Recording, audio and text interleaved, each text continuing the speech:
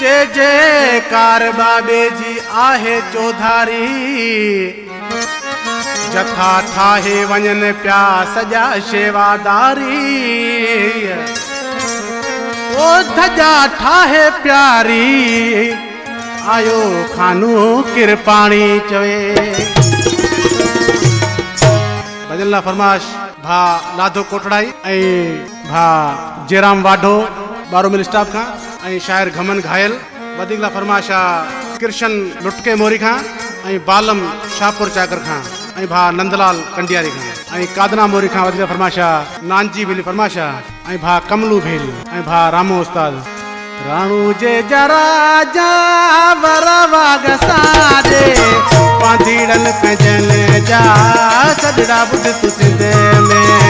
हिंदूड़न तुझन जा सदड़ा बुध तु सिंध में राणू जे जरा जा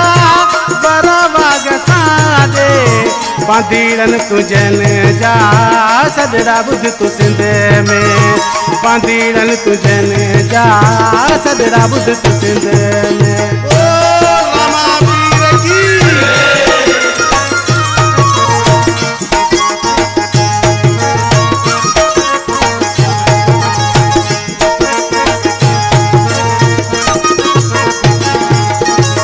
दुलम हित अलाई वधी विया आहिनि न का हाल तुंहिंजे पांधीड़न जो नाहे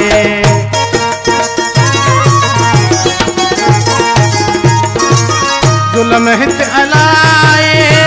वधी विया आहिनि न का हाल तुंहिंजे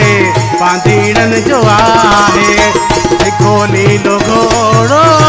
काहे अचकु पंधे में पांधीड़न पंजन जा सदड़ा बुध तु सिंध में पांधीड़न पंजन जा सदड़ा बुध तु सिंध में ओ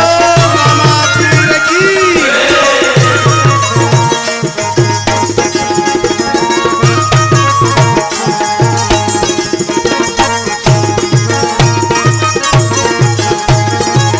सुकी वियो पानी नाहे का मजूरी वसा में मुल्क ते करे आस पूरी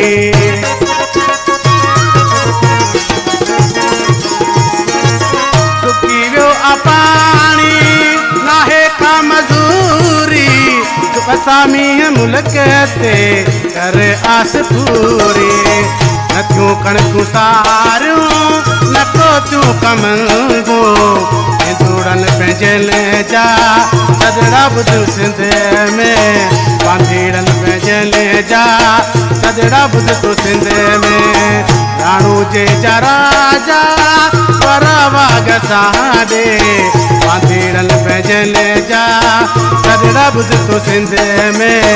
हिंदूड़न तुंजन जा सदड़ा बुध तु सिंध में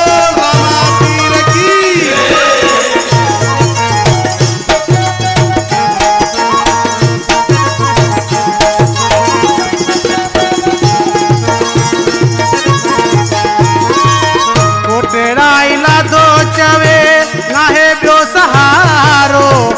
कर तुझे ते बाबा साल आवे चारो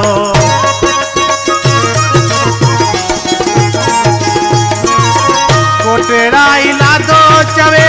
नाहे बियो सहारो कर तुझे ते बाबा साल आवे चारो मुझे दर्द तीरथ चवे करे आयत पंधेड़ा हिंदूड़न पंजन जा सदड़ा बुध तु सिंध में पांधीड़न तुंजन जा सदड़ा बुध तु सिंध में राणू जे जरा जा वरवाग सादे पांधीड़न तुंजन जा सदड़ा बुध तु सिंध में हिंदूड़न तुंजन जा सदड़ा बुध तु सिंध में ओ रामा पीर की